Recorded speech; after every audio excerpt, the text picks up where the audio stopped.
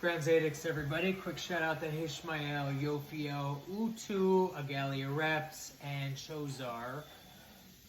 I'm going to jump right into today's video after I say a little prayer here. Aisteru nenere maru rasakayam. Right into the letter B. As I stated in the last video, A is left, creation, manifestation. So I'm going to make a little chart back here. This way we can keep track of everything as I'm making these videos. I'm going to be getting into the runic association as well, because depending on what you're doing in your practice, this might be good to know. With A being linked to Urus, we have B, which means bet in Hebrew, which is linked to the term in English home, safe haven, stability, balance. That's quite literally what it means: balance, home, and womb. So A is going to be our will. Our will is objectively what we want to manifest.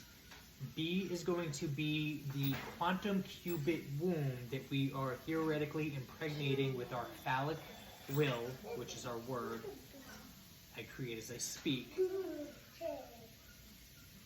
And as we're manifesting, we are throwing seeds into the universe. So B, with its symbolism to teamwork, services, love, friendship, patience, balance, personal growth, things of that nature, it's going to be important that we understand how to utilize B. Now, it is useful to know that B is shaped like it is, curvy, to represent the feminine energy linked to females.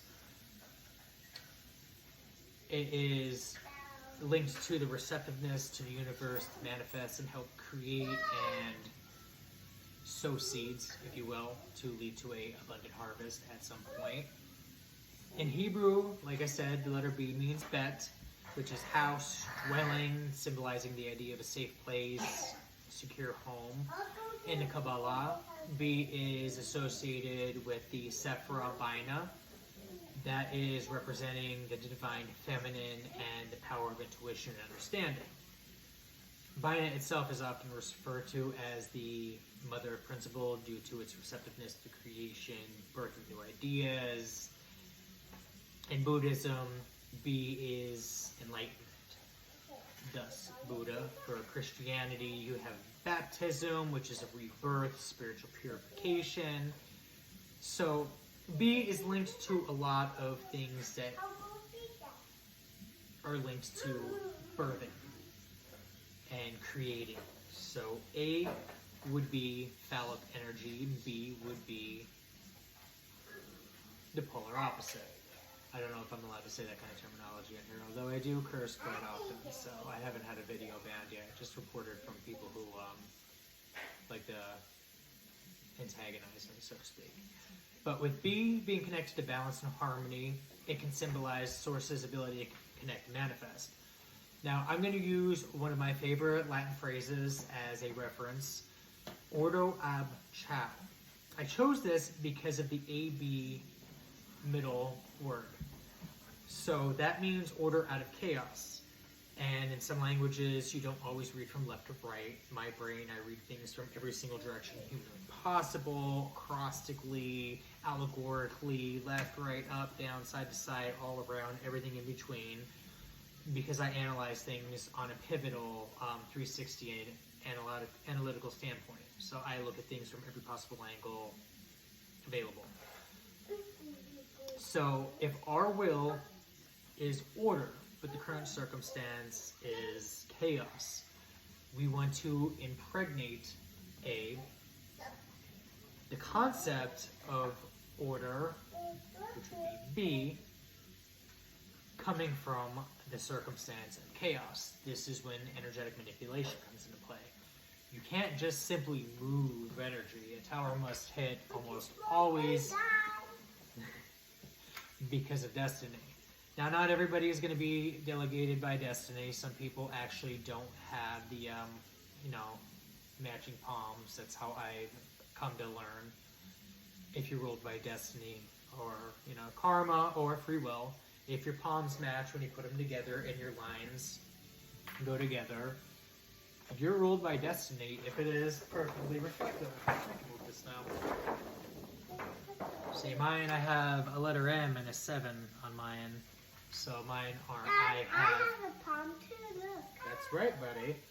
Mine aren't reflective, so I'm more manifest energy than destiny and karma, although I do have things that are predetermined for my life path, as I'm noticing, and I'm enjoying the ride, I must say. I digress. So, if chaos is the circumstance,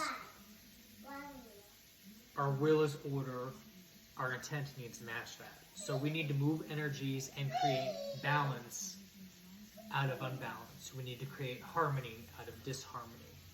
A manifests and B receives. So if you want to use even a plug, I can use a plug as an example. A would be the prong and B would be the wall outlet. You need to connect the two to obtain a charge. So the energy of B can be considered a qubit in a quantum space. We speak to create our will into theoretically impregnating a building block of sacred quantum seeds, making it a womb, essentially. With that said, B is linked to our sacral chakra, or creativity. So,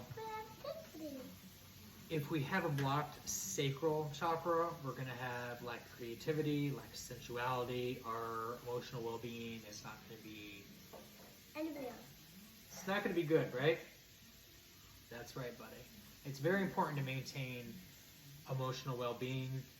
It helps increase your emotional intelligence. It helps you process your feelings, your thoughts. It helps you be more present in the moment. It also helps your creativity quite a lot. I mean, once you unblock your sacrum, oh my god, like it is quite literally like an explosion, like a universe is born inside of you. The feeling's incredible and uncanny to anything else you've ever felt. It's definitely better than an orgasm when you truly unblock your energies. It's intense. It is. It's really intense. Because then you start seeing things that you put out there and you watch your manifestations happen. Mind you, things are falling apart all the way around. The universe is doing this intentionally to move things out of the way. And then Think of it as a bulldozer. It will literally bulldoze anything that's going to be in your way out of the way. like And some throw it. loud That's right, buddy.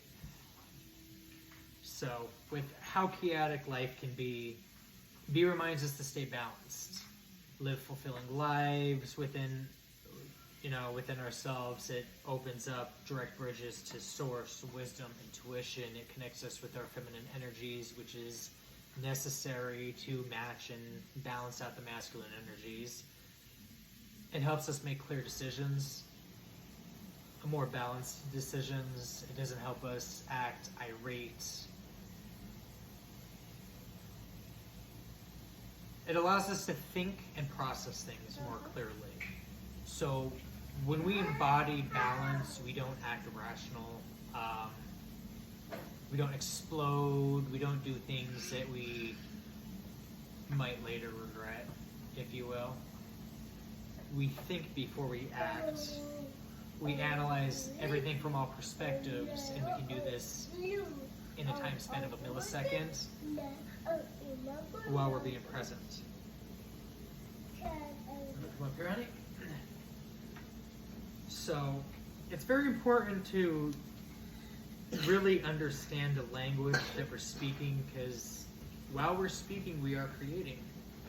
And if we succumb to the bad habit of speaking derogatorily of people, places, things, ideas, concepts, potentials, ourselves, it's going to impregnate those quantum